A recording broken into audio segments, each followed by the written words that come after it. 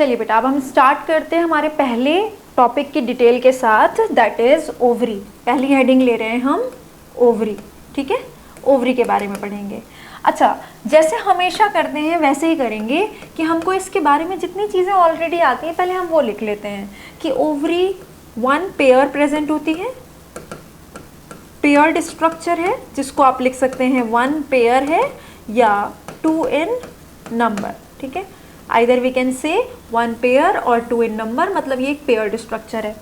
दूसरी बात हम क्या जानते हैं ओवरी के बारे में कि ये फीमेल गोनड है या फीमेल का प्राइमरी सेक्स ऑर्गन है, जिसकी वजह से हमको बेसिक की वजह से पता है बेटा कि इसके 2 फंक्शंस होते हैं। जो फीमेल जैसे कि जो प्राइमरी सेक्स ऑर्गन के गोनड के 2 इंपॉर्टेंट फंक्शन होते हैं वो ओवरी करेगी, मतलब फीमेल्स में। पहला फंक्शन क्या बोलते हैं हम, एग की फॉर्मेशन, फीमेल गैमीट की फॉर्मेशन। और फीमेल गैमीट की फॉर्मेशन, फीमेल गैमीट यानी कि एग या ओवम।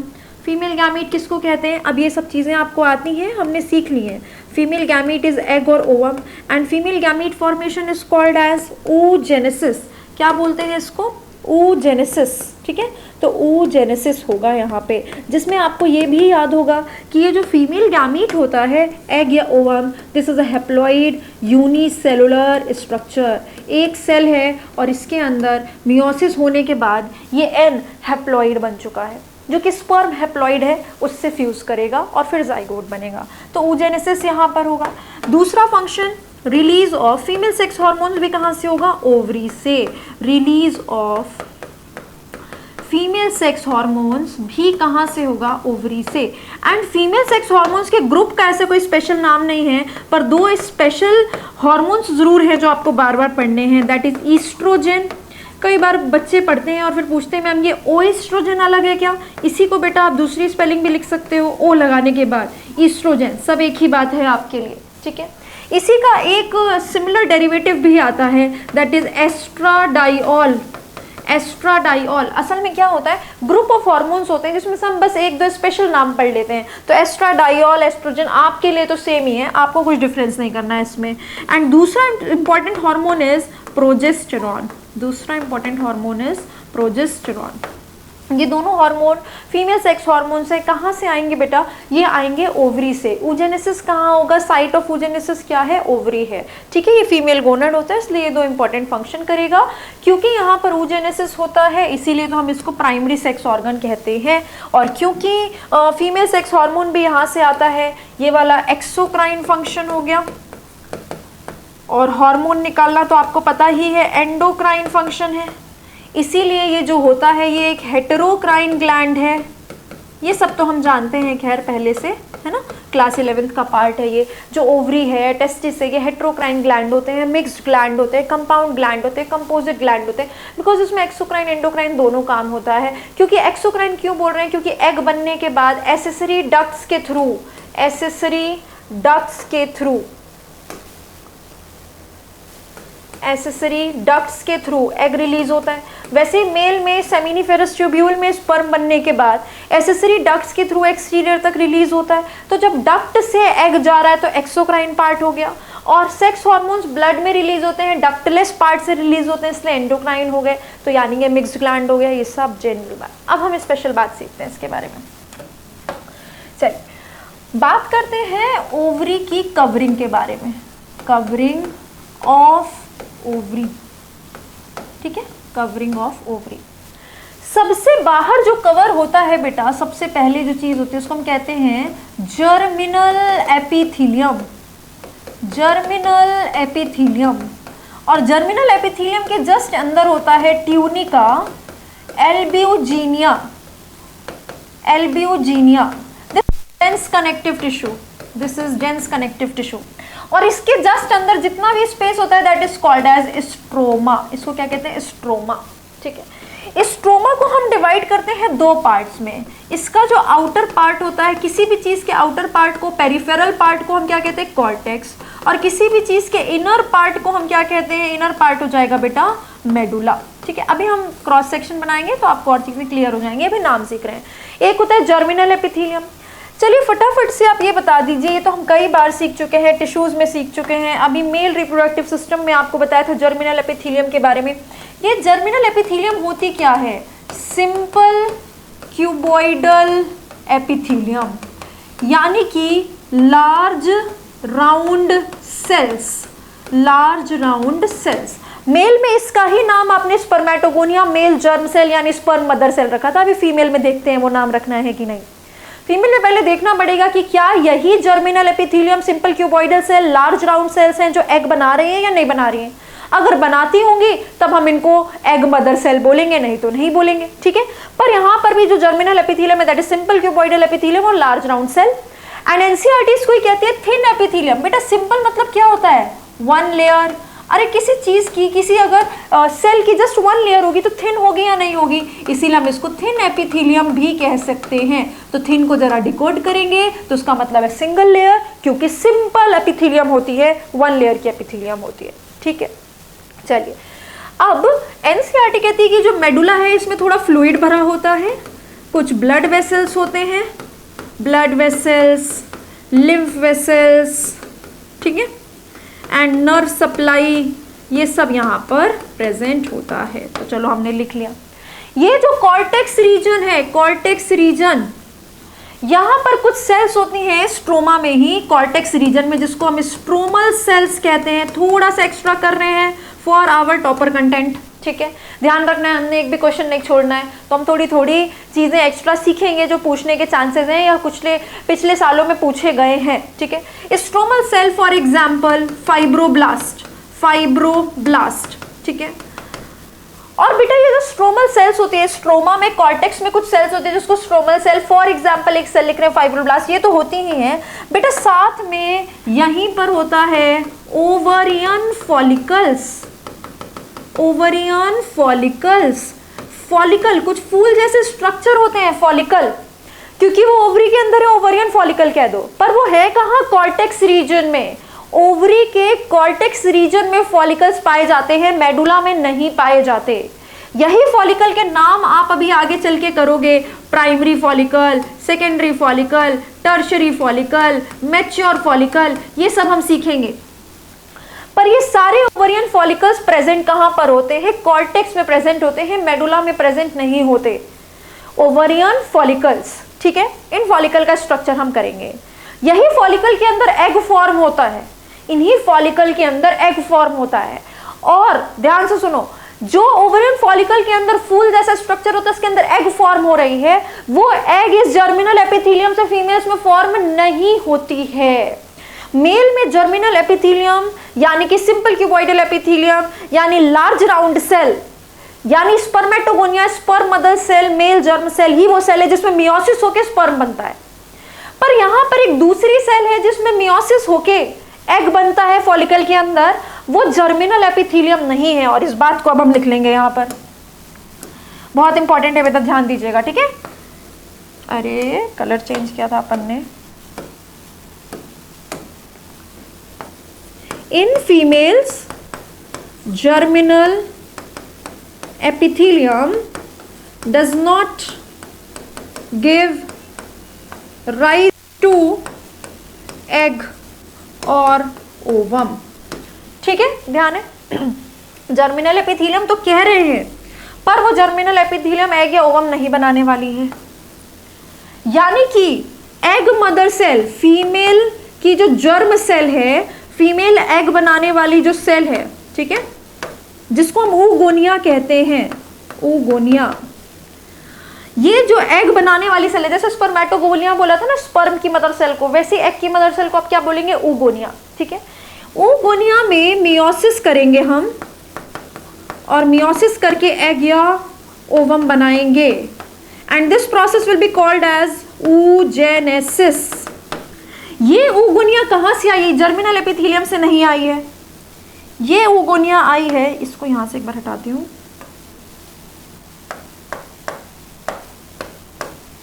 यहां पर लिख देती हूँ एस्ट्राडाइऑल, ठीक है। चलो ये जो oogonia ये कहाँ से आई है बेटा? ये आई है सुनना थोड़ा सा, अगर पहली बार सुन रहे हो तो अभी हम आगे सीखेंगे। एक योक सैक नाम की एक्स्ट्रा एम्ब्रियोनिक मेम्ब्रेन होती है। जब बच्चा फॉर्म होता है ना, उसके बाहर 4 एक्स्ट्रा एम्ब्रियोनिक, एम्ब्रियो के बाहर, एक्स्ट्रा मतलब आउटसाइड, तो कुछ मेम्ब्रेन्स होती हैं, वो हम सीखेंगे अभी अगर आपको नहीं आता है। उसमें से एक का नाम है योक सैक, ठीक है। तो योक सैक, और योक सैक में भी हम पढ़ेंगे 2 लेयर्स होती हैं, एक एंडोडर्म एक मेसोडर्म। योक सैक की एंडोडर्मल सेल्स कुछ होती हैं जो माइग्रेट करके ओवरी के अंदर आती हैं और ओवरी में बनाती हैं PGC, that is primordial germ cell. और यही पीजीसी है बेटा जो ऊगोनिया बना लेता है इन ओवरी। ओवरी में तो आ ही चुके हैं। ओवरी में पीजीसी जो सेल ऊगोनिया बनाने वाली है, जो आगे चल के एग या ओवम बनाने वाला है। एग या ओवम किससे बनेगा? एग मदर सेल से, ऊगोनिया से। ये ऊगोनिया डिप्लॉइड होता है, ये एग हैप्लॉइड हो जाता है, क्योंकि यहाँ पर मियोसिस होगा, ऊजेनेसिस हो जाएगा। ऊगोनिया में आप जब ऊजेनेसिस करेंगे, मियोसिस करेंगे डिप्लॉइड सेल से, तो ये बनती है पीजीसी से प्रीमोर्डियल जर्म सेल, ये भी डिप्लॉइड होती है। ये primordial germ cell germinal epithelium से नहीं आई है। ये primordial germ cell extra embryonic membrane yolk sac की एंडोडर्मल सेल है, जो एम्ब्रियो के बाहर थी, वो एम्ब्रियो में आके ओवरी में माइग्रेट कर जाती हैं। इस पॉइंट को हम आगे एम्ब्रियोनिक डेवलपमेंट में बहुत अच्छे से समझेंगे, इसके अलावा ऊजेनेसिस करते वक्त बहुत अच्छे से समझेंगे। अभी क्योंकि मैं चाहती हूँ सारे रिलेटेड पॉइंट्स एक साथ ही रहे, इसलिए हमने यहाँ पर लिखा है इसको। जिसने थोड़ा भी पढ़ा हुआ है उसको थोड़ा बहुत समझ में आ गया होगा। जिसको बिल्कुल ये बात अभी रिलेट नहीं हो पा रही है, थोड़ा सा वेट करिए, नेक्स्ट लेक्चर्स में आप जब सीखेंगे तो आपको समझ में आ जाएगा हमने यहाँ पर ये क्यों लिखा था, ठीक है। तो अभी मैं इसको यहाँ पर लिख के छोड़ रही हूँ, ठीक है। तो आप ध्यान रखेंगे कि फीमेल्स में जर्मिनल एपिथेलियम एग या ओवम नहीं बनाती है, नाम जरूर जर्मिनल एपिथेलियम है। मेल फीमेल दोनों में जर्मिनल एपिथेलियम होता है। यही एक डिफरेंस, ये भी एक डिफरेंस होता है स्पर्मेटोजेनेसिस और oogenesis में। स्पर्मेटोजेनेसिस में स्पर्मेटोगोनिया जर्मिनल एपिथेलियम से ही बनता है। जर्मिनल एपिथेलियम की स्पर्मेटोगोनिया में ही मियोसिस होता है, बट फीमेल में जो ऊगोनिया है वो पीजीसी से बनता है, जो कि जर्मिनल एपिथेलियम की सेल नहीं है, उसमें मियोसिस नहीं होता है जर्मिनल एपिथेलियम की सेल में। ये तो पीजीसी में होता है, ऊगोनिया में होता है, जो कि योक सैक से सेल आई है, ठीक है। चलिए, तो अब हम इसको थोड़ा सा क्रॉस सेक्शन बना के देखते हैं। एक क्रॉस सेक्शन तैयार करेंगे बेटा। चलिए न्यू पेज ले लेते हैं, ओवरी का क्रॉस सेक्शन देखते हैं। ओवरी को जब आप कट करेंगे तो आप देखेंगे कि ये भी ओवल शेप की होती है, ठीक है। ओवल शेप की ओवरी बना दी। ओवल शेप की इस ओवरी में सबसे बाहर होती हैं ऐसे large round cells called as germinal epithelium. These are large round cells. Actual में ये सिंपल क्यूबॉइडल एपिथेलियम है, ये हमने यहाँ पर बना दी। थिन एपिथेलियम है, सिंगल लेयर ऑफ एपिथेलियम है, कॉल्ड एज जर्मिनल एपिथेलियम। इसी के जस्ट अंदर प्रेजेंट होता है बेटा ऐसे यहाँ पर tunica albuginea. This tunica albuginea is actually dense connective tissue. ये डेंस कनेक्टिव टिश्यू है, ये हमने इसके जस्ट अंदर दूसरी लेयर बना दी डेंस कनेक्टिव टिश्यू की, ट्यूनिका एल्ब्यूजिनिया। इस ट्यूनिका एल्ब्यूजिनिया के अंदर ये जितना भी पार्ट है, this part, complete part is called as stroma, but this stroma is divided into 2 regions, one outer and one inner, ठीक है। अब हम इसका नाम लिख लेते हैं बिना परेशान हुए। सबसे बाहर ये क्या बनाया तुमने? Germinal epithelium, thin epithelium, large round cell, simple cuboidal epithelium, ठीक है, याद होते जाना चाहिए। इसके जस्ट अंदर तुमने ये बनाया ट्यूनिका एल्ब्यूजिनिया। चलो अब बता दो किस चीज का बना हुआ है? ये ट्यूनिका एल्ब्यूजिनिया बना हुआ है डेंस कनेक्टिव टिश्यू का, और उसके अंदर के सारे पार्ट को हम क्या कहते हैं? स्ट्रोमा। ये बाहर का पार्ट है इसलिए हम इसको क्या बोलेंगे? कॉर्टेक्स। और ये अंदर का पार्ट है, इसको हम क्या बोलेंगे? मेडुला। मेडुला के अंदर क्या है बेटा? मेडुला के अंदर कुछ ब्लड वेसल्स, कुछ लिम्फ वेसल्स, कुछ नर्व का सप्लाई, कुछ फ्लूइड, ये सब भरा हुआ है, ठीक। और बाहर में क्या प्रेजेंट है? बाहर में प्रेजेंट है बेटा, बाहर साइड पर प्रेजेंट है यहाँ कॉर्टेक्स वाले रीजन में, ये है बाहर का cortex region, peripheral region, cortex को और क्या कह सकते हो, पेरिफेरल रीजन। यहाँ पर क्या प्रेजेंट होता है, फॉलिकल्स, कुछ ऐसे एग प्रेजेंट होता है अंदर, ये मान लो एग है, एग ग्रो कर रहा है। अभी इसकी तो डिटेल हमने करनी है, ठीक है, हम ऐसे ही बना लेते हैं एक बार समझने के लिए। ये एग ग्रो कर रहा है, ठीक है, oogenesis होता रहेगा, पीजीसी होगा, उससे oogonia बनेगा, फिर आगे प्राइमरी oocyte, सेकेंडरी oocyte, फिर एग बनेगा, हम करेंगे वो सारा, ये प्रोसेस कैसे हो रहा है एग का वो हम करेंगे। अब इसके बाहर कुछ और सेल्स होती हैं, इसके बाहर कुछ और सेल्स प्रेजेंट होती हैं, जिसकी वजह से ये पूरा स्ट्रक्चर फूल जैसा दिखाई देता है, ठीक है। तो ये फूल भी बढ़ता जाता है, एग तो ग्रो कर ही रहा है, साथ में ये जो फ्लावर जैसा स्ट्रक्चर है ना, जिसको हम फॉलिकल कह रहे हैं, ये भी ग्रो करता है। इसमें हमको बीच में एक टाइम के बाद थोड़ा सा फ्लूइड फिल्ड कैविटी एंट्रम दिखने लगती है। यही सारी डिटेल हमको सीखनी है।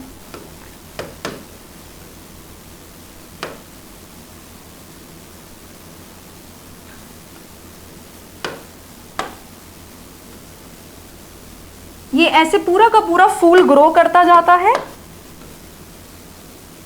अंदर एग ग्रो करता जाता है, बाहर फ्लावर वाला स्ट्रक्चर ग्रो करता जाता है। इन फॉलिकल के अलग अलग नाम रखते जाते हैं हम, और बाद में करेंगे कि कैसे ये फॉलिकल रप्चर कर जाती है, फट जाती है, ये पूरा फूल फट जाएगा और एग इसमें से रिलीज हो जाता है, ठीक है, ये हम बाद में करेंगे। इसी में से किसी को प्राइमरी फॉलिकल, किसी को सेकेंडरी फॉलिकल, किसी को टर्शियरी फॉलिकल, किसी को मैच्योर फॉलिकल कहते हैं। ये प्रोसेस हमको करनी है, फॉलिकल कैसे ग्रो कर रहा है और उसके अंदर एग कैसे ग्रो कर रहा है, ठीक है।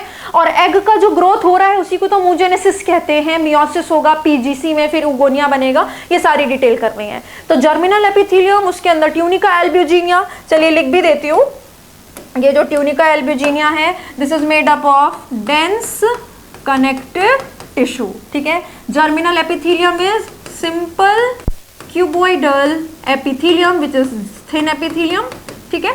और उसके अंदर ये हो गया कॉर्टेक्स, ये हो गया मेडुला। कॉर्टेक्स में कुछ स्ट्रोमल सेल्स होती हैं और ओवरियन फॉलिकल्स पाई जाती हैं, ओवरियन फॉलिकल्स पाई जाती हैं। मेडुला में आपको दिखेगा ब्लड वेसल्स, ठीक है, कुछ फ्लूइड भरा होता है, नर्व सप्लाई होता है, एटसेट्रा एटसेट्रा, ठीक है। पर फॉलिकल्स इसके अंदर नहीं होते। जितना भी ट्यूनिका एल्ब्यूजिनिया के अंदर स्ट्रक्चर प्रेजेंट है दैट इज, ठीक है, इतनी बात। ये हमने क्या किया है, टीएस ऑफ ओवरी, और टीएस ऑफ ओवरी देख के हमको ये भी पता चला, ये पॉइंट पे यहाँ पर लिख लीजिए कि जो ओवरी का शेप होता है, the shape of ovary is Oval, shape of ovary is Oval. What is the location of ovary? Abdominal cavity, abdomen में रखा हुआ है बेटा। In fact, complete female reproductive system located in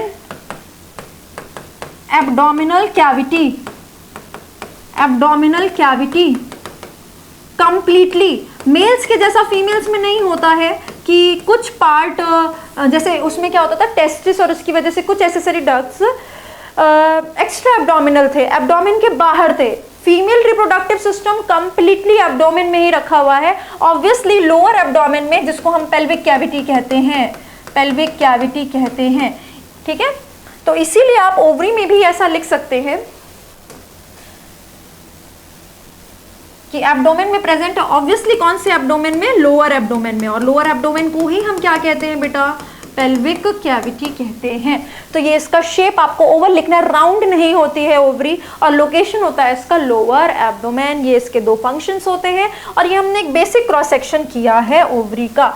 सो अब हम नेक्स्ट स्टार्ट करेंगे एसेसरी डक्ट्स के साथ, ठीक है। ये जो ओवरी की लोकेशन थी इसको, हाँ, ओवरी के लिगामेंट्स के बारे में रह रहा है बेटा। ओवरी में मैंने आपको बोला था कुछ लिगामेंट्स बनाए हमने, और एनसीईआरटी में दिए हुए भी हैं कुछ लिगामेंट का नाम आपको मिलेगा, वो भी लिखते हैं। देखो और पॉइंट्स ऐड करना, वो जो पीछे वाली स्लाइड है वो फिल हो गई है तो मैं आगे लिख रही हूँ, इसको एक साइड शिफ्ट कर देते हैं।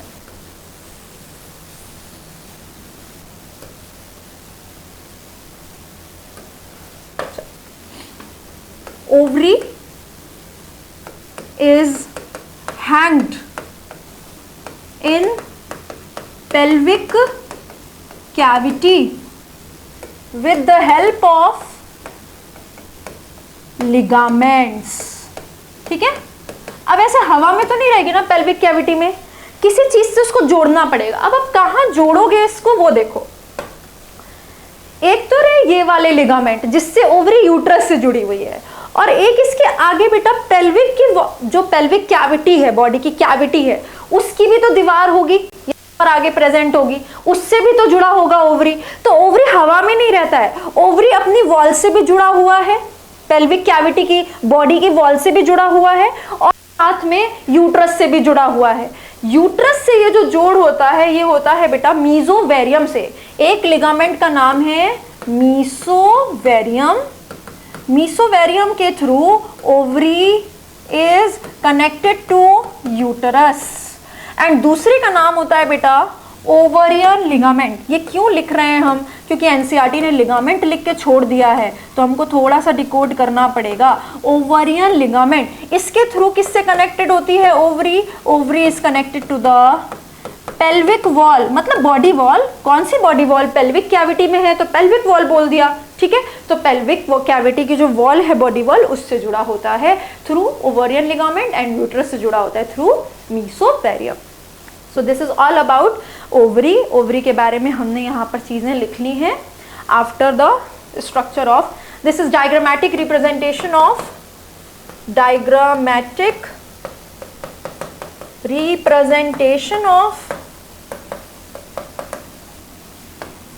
longitudinal section of female reproductive system. ठीक है, फीमेल रिप्रोडक्टिव सिस्टम का एक डायग्रामेटिक रिप्रेजेंटेशन बनाया है हमने, जिसमें ये तीनों मिलके क्या बनाते हैं, मेंशन करिए। Wall of uterus, also called as womb, also called as hystera. This is wall of uterus. ये तीनों पार्ट्स हैं यूटरस के। ठीक है, ये तीनों पार्ट्स हैं फेलोपियन ट्यूब के। दो फेलोपियन ट्यूब दिखाई है, ये एक तरह से आप चाहें तो मेंशन कर सकते हैं, दिस इज मीसोवेरियम, पर एनसीईआरटी में डायरेक्टली डायग्राम में मेंशन नहीं, इसलिए मैंने नहीं लिखा है यहाँ पर। सर्वाइकल कैनाल, वजाइनल कैनाल, इन वर्ड्स को आप यहाँ पर भी ऐड कर सकते हैं।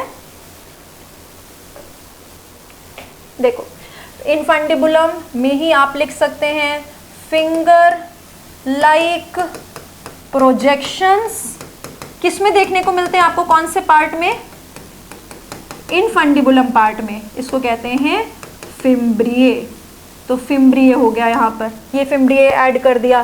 पार्ट्स ऑफ यूट्रस तो लिखा ही था, वॉल ऑफ यूट्रस भी लिख सकते हैं आप। एक यूट्रस में एक और पॉइंट बना सकते हैं, wall of uterus consist of 3 layers. ठीक है, 3 लेयर्स।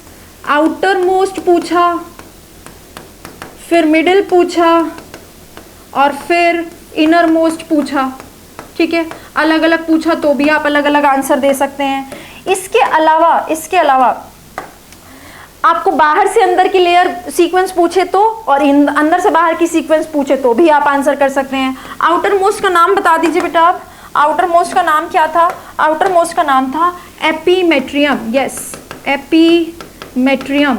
मिडिल लेयर का क्या नाम था बेटा, मायोमेट्रियम, मायोमेट्रियम। एंड अंदर वाली लेयर का क्या नाम था, एंडोमेट्रियम। तो सीक्वेंस में आपको ध्यान देना है, आउटर टू इनर पूछा है या इनर टू आउटर पूछा है। एंडोमेट्रियम के जस्ट बाद क्या होगा, lumen of uterus, lumen of uterus. Uterus एक हॉलो ऑर्गन है, उसके अंदर की जो खाली जगह है ल्यूमेन, वो एंडोमेट्रियम के अंदर है, ना कि एपीमेट्रियम के अंदर। ठीक है, तो एपीमेट्रियम बाहर है, फिर मायोमेट्रियम है, फिर एंडोमेट्रियम है। एंडोमेट्रियम के अंदर ल्यूमेन ऑफ यूट्रस है, ये हमने वहां पर ऐड किया था, चलो यहाँ पर भी लिख दिया। ठीक है, इसके अलावा हाँ, हमने टिश्यू वाले चैप्टर में, आई नो अब डिलीटेड है ये चैप्टर, बट जिसने भी स्टार्टिंग बेसिक्स में ये लेक्चर लगाया हुआ है, हम बहुत सारे टिश्यूज़ के एग्जाम्पल लिखते हैं, जिसमें हम लिखते हैं कि वजाइना में कौन सी टिश्यू होती है बेटा, vagina is lined by stratified tissue, single layer नहीं होता, स्ट्रैटिफाइड होता है। केराटिनाइज्ड नहीं होता है, नॉन केराटिनाइज्ड होता है, non keratinized, stratified, squamous epithelium. ठीक है, आपसे ये टिश्यू चैप्टर में तो क्वेश्चन नहीं पूछा जाएगा, बट बेटा हमने टिश्यू जगह जगह पर जाननी तो पड़ेगी ना, उन चैप्टर्स में तो पूछा जा सकता है ना यहाँ कौन सी टिश्यू होती है। तो the tissue which is lining the vagina is non keratinized stratified squamous epithelium, ध्यान रखिएगा। इसके अलावा ये जो सर्वाइकल कैनाल और ये जो वजाइनल कैनाल होती है ना बेटा, ये दोनों मिल के बनाती हैं बर्थ कैनाल। अलग से लिख रही हूँ, डायरेक्ट क्वेश्चन है नीट का। बर्थ कैनाल, बच्चे का जो डेवलपमेंट है 9 महीने का वो तो यूटरस में होगा, उसके बाद बच्चे का बर्थ किससे होगा, यूटरस के बाद जो लास्ट में उसका पार्ट आएगा सर्विक्स और वजाइना, इन दोनों कैनाल से होता है, जिसको हम बर्थ कैनाल कहते हैं। That is why birth canal is equal to cervix plus vagina या cervical canal plus vaginal canal. Direct question है बेटा, birth canal is equal to cervical canal plus vaginal canal. देखिए इस वाले स्ट्रक्चर में देखिए बच्चे की फॉर्मेशन यहाँ पर होती है 9 महीने के लिए, तो उसके बाद जब बच्चे का बर्थ होता है तो सर्वाइकल कैनाल और वजाइनल कैनाल के थ्रू होता है, इसलिए इन दोनों को ही मिला के हम क्या बोलते हैं, बर्थ कैनाल बोलते हैं।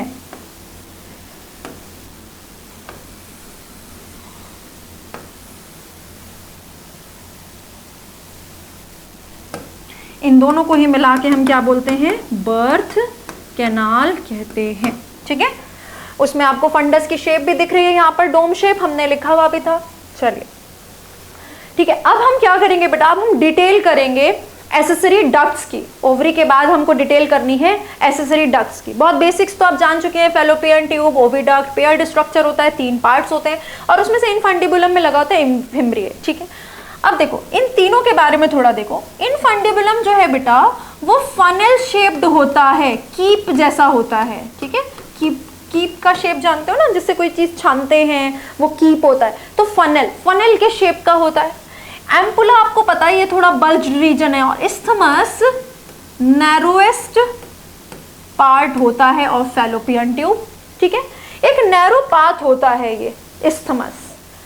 ये नैरो पार्ट जो है आप डायग्राम में देखो, आपको दिखेगा कि किसकी तरफ कनेक्ट हो रहा है, ये कनेक्ट हो रहा है यूटरस की तरफ। ठीक है, कनेक्टेड टू यूटरस।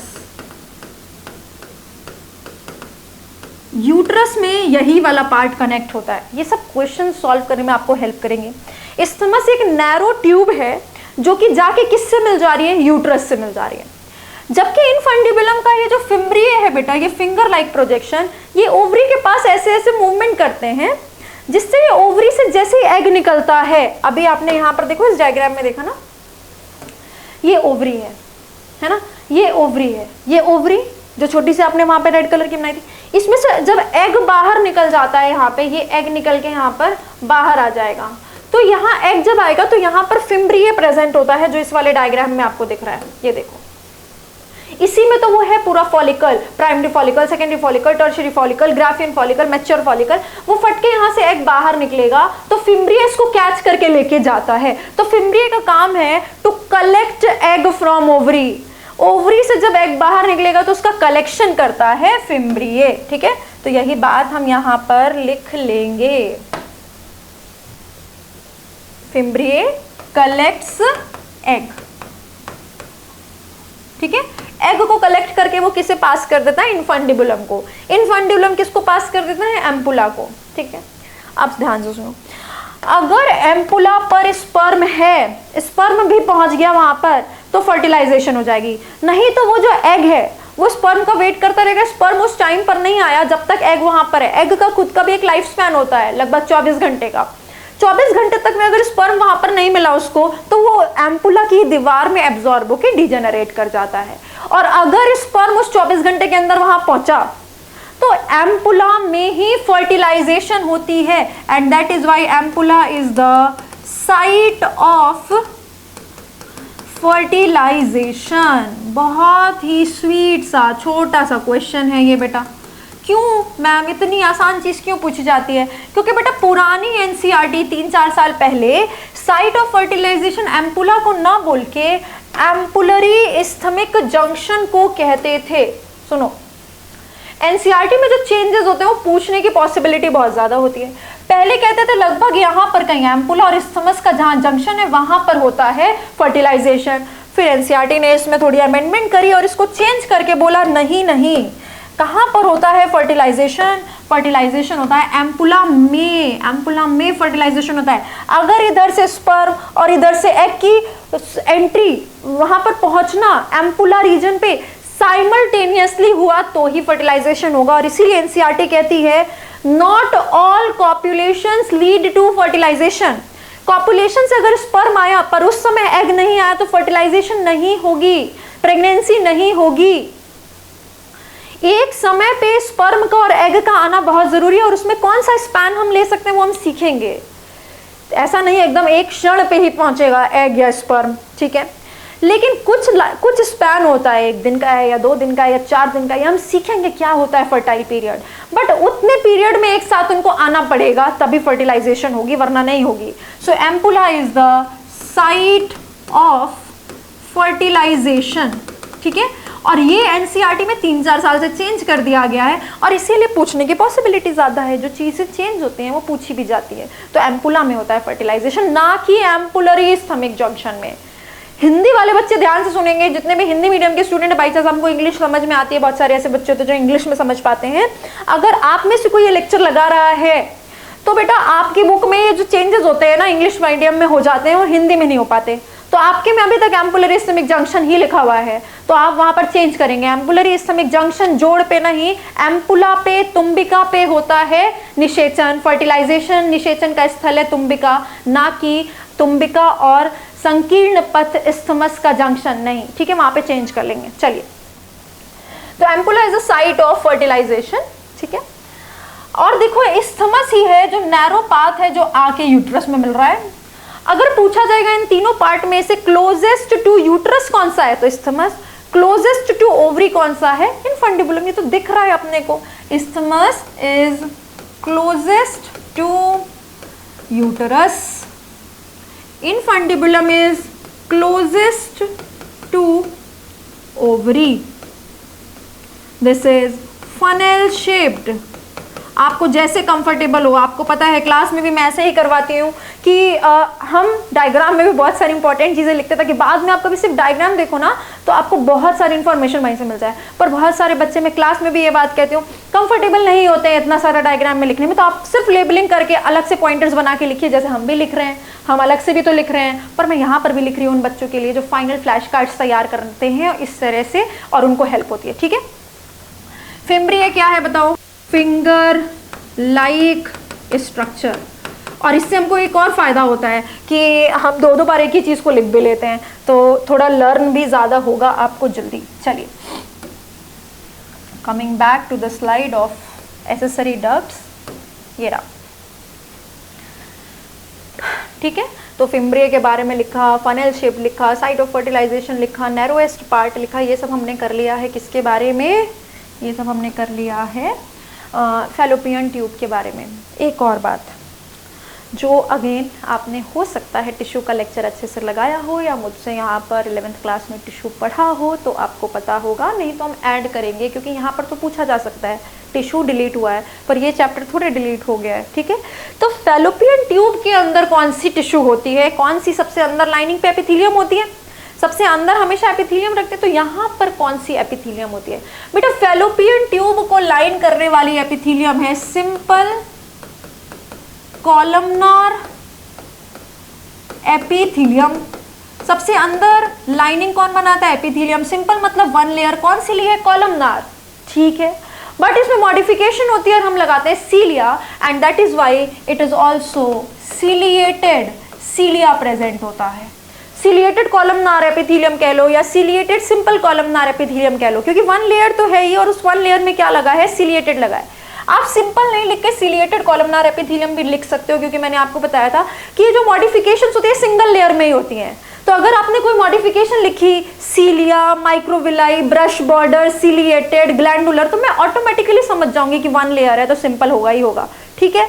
चलिए, तो सिंपल या सीलिएटेड कॉलमनार एपिथेलियम या सीलिएटेड सिंपल कॉलमनार एपिथेलियम होती है। और ये सीलिया करता क्या है बेटा? Movement of egg. Movement of egg, cilia का काम क्या है? मूवमेंट ऑफ एग करना। फिर से डायग्राम में देखो, ठीक है, देखो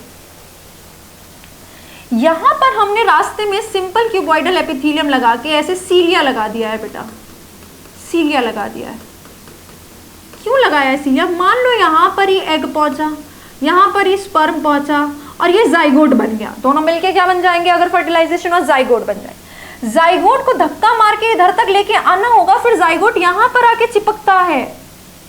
बच्चे की फॉर्मेशन तो यहां पर होगी ना, तो इसको धक्का मार के लेके इधर आना होगा।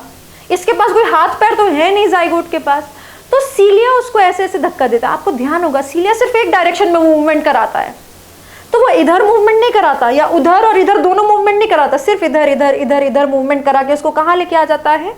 यूट्रस में लेके आ जाता है। ठीक है, तो इसीलिए movement of fertilized egg towards the uterus, movement of fertilized egg towards the uterus is done with the help of cilia. इसलिए हमने फैलोपियन ट्यूब में सीलिया लगाया है। मूवमेंट ऑफ एग तो लिखा ही, अगर डिटेल लिखना चाहते, मूवमेंट ऑफ फर्टिलाइज्ड एग और द जाइगोट, बताया था ना फर्टिलाइज्ड एग और जाइगोट एक ही बात है, towards the uterus is done with the help of सीलिया which is present in the fallopian tube. ठीक है, चलिए ये हुआ बेटा आपका फैलोपियन ट्यूब के बारे में। अब आते हैं यूट्रस पे। देखो यूट्रस में 3 पार्ट है, उसमें वो एम्ब्रियो आके चिपक जाएगा। कौन से पार्ट में चिपकेगा? फंडस में कि कॉर्पस में कि सर्विक्स में? ये चिपकता है बेटा फंडस वाले पार्ट में। कहां पर चिपकता है? फंडस वाले पार्ट में। थोड़ी सी जगह बनाते हैं और फिर इसी में लिखते हैं।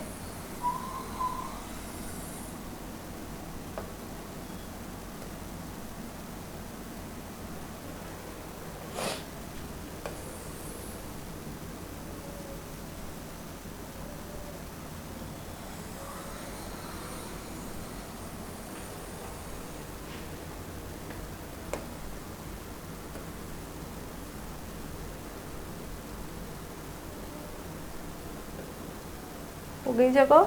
ठीक है, चलो देखो ये जो फंडस वाला पार्ट है which is dome shaped structure, this is the site of embryo का चिपकना। अब ऐसे तो नहीं लिखोगे this is the site of embryo का चिपकना। एम्ब्रियो का चिपकने वाला process is called as implantation. क्या कहते हैं बेटा इसको? इम्प्लांटेशन। किसी चीज का प्लांट होना। तो अभी हम इस किस चीज का प्लांट होना कह रहे हैं? जो एम्ब्रियो एम्पुला में बना है वो आके यहाँ पे यूट्रस में चिपक जाएगा। ठीक है, that is called as implantation. तो यूट्रस में कहां पर चिपकता है? फंडस में। So this is the site of embryo का चिपकना, यानी कि साइट ऑफ इम्प्लांटेशन। चलो फंडस में चिपक गया, चाहे फंडस हो या कॉर्पस हो या सर्विक्स हो, सब में तो चारों तरफ दीवार है। दीवार की 3 लेयर है, एंडोमेट्रियम, मायोमेट्रियम, एपीमेट्रियम। कौन सी दीवार में चिपकेगा? जो सबसे अंदर है और उसी में रहता है। ठीक है, एम्ब्रियो कहां पर चिपकेगा? जाके फंडस में, इन तीनों दीवार में से एंडोमेट्रियम में चिपकेगा। ठीक है, सो आपने बोला कि एंडोमेट्रियम फंडस वाले पार्ट में चिपकेगा, बट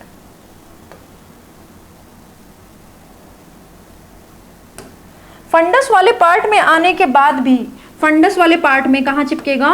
एंडोमेट्रियम में चिपकेगा। So endometrium is the site of fertilization, sorry site of implantation, site of implantation. ठीक है, अजीब सा तो नहीं लग रहा कि मैम 2 साइट ऑफ इम्प्लांटेशन कैसे हो सकते हैं? आ जाओ इस डायग्राम में वापस से, आज सब सिखा के ही छोड़ूंगी तुमको। ये देखो यहाँ पर जाइगोट बना, ये आगे बढ़ रहा है बढ़ रहा है बढ़ रहा है बढ़ रहा है, इधर आया। आने के बाद ये फंडस वाला, मान लो लगभग चलो बनाते हैं थोड़ा सा, लगभग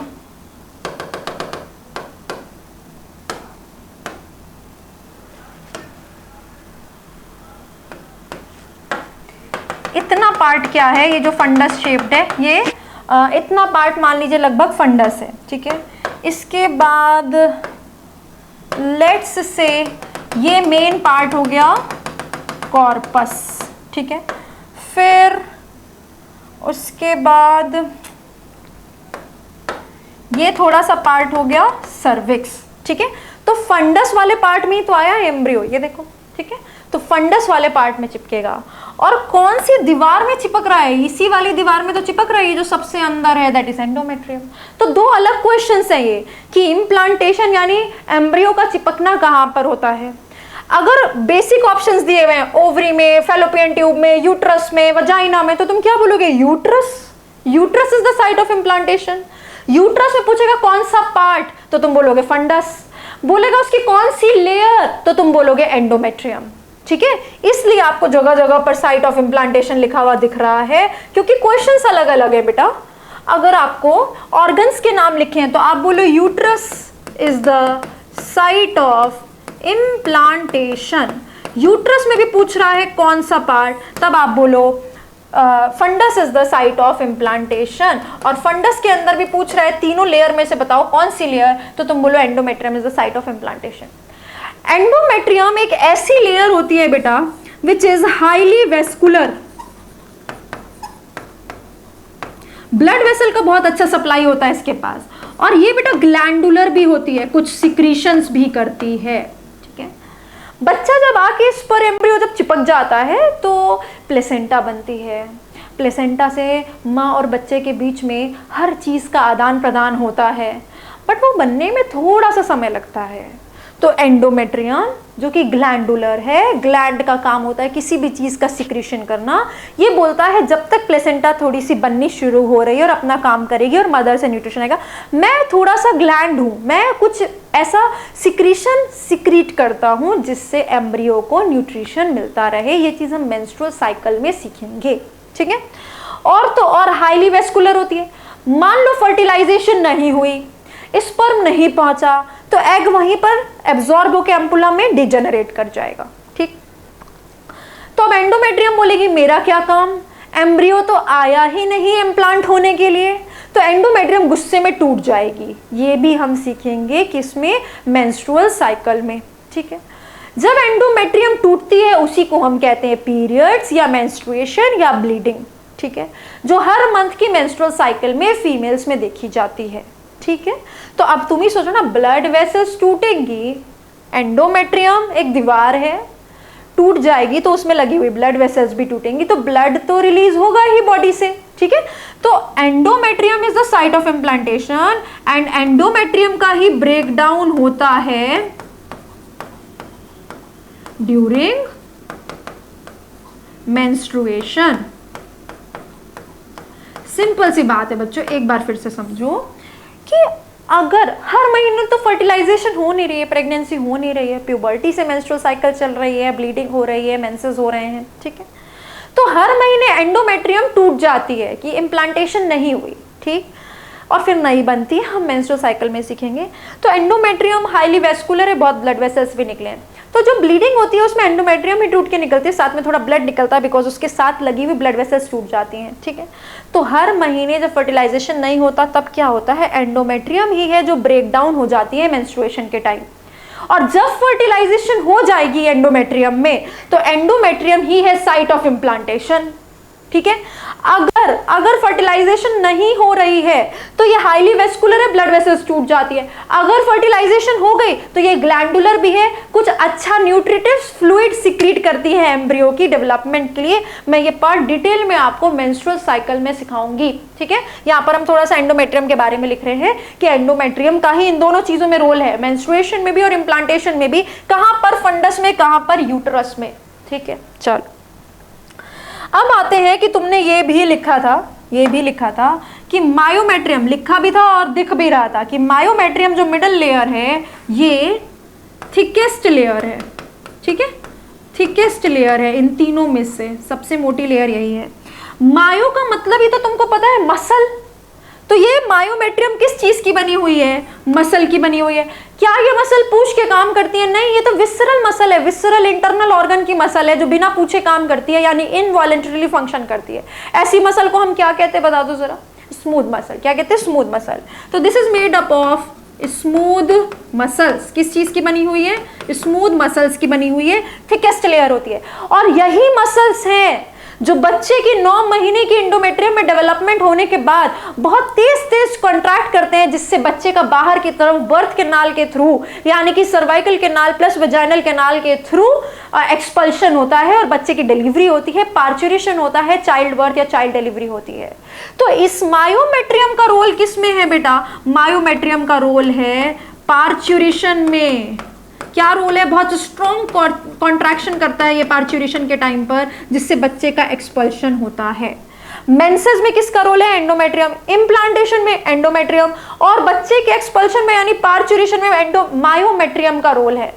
मायोमेट्रियम सॉरी, मायोमेट्रियम जो है वो ऑक्सीटोसिन एक हार्मोन आता है, बर्थ हार्मोन कहते हैं उसको, उसके इन्फ्लुएंस के अंदर बहुत तेज तेज कॉन्ट्रैक्शन करता है। ये अगेन ऑक्सीटोसिन के बारे में हमने एंडोक्राइन में पढ़ा और हम यहाँ दोबारा पढ़ेंगे जो बच्चे सीधे 12th में लेक्चर लगा रहे हैं। ठीक है, चलिए, तो ये हो गया वॉल ऑफ यूट्रस के बारे में, 3 लेयर्स और उनके कुछ इंपॉर्टेंट चीज़ों के बारे में आपको वहाँ पर बता ही दिया है मैंने। बर्थ कैनाल, इसकी टिश्यू बता दिए। This is all about the accessory ducts. Here we are completing with the accessory duct. अब हमको नेक्स्ट क्या करना है? हमको नेक्स्ट करना है एक्सटर्नल जेनिटेलिया, सो दैट हम वो 5 पार्ट भी सीखें और साथ में एसेसरी ग्लैंड्स के बारे में एक दूसरे डायग्राम से सीखें। ठीक है, स्क्रीनशॉट लीजिए, आगे बढ़ेंगे।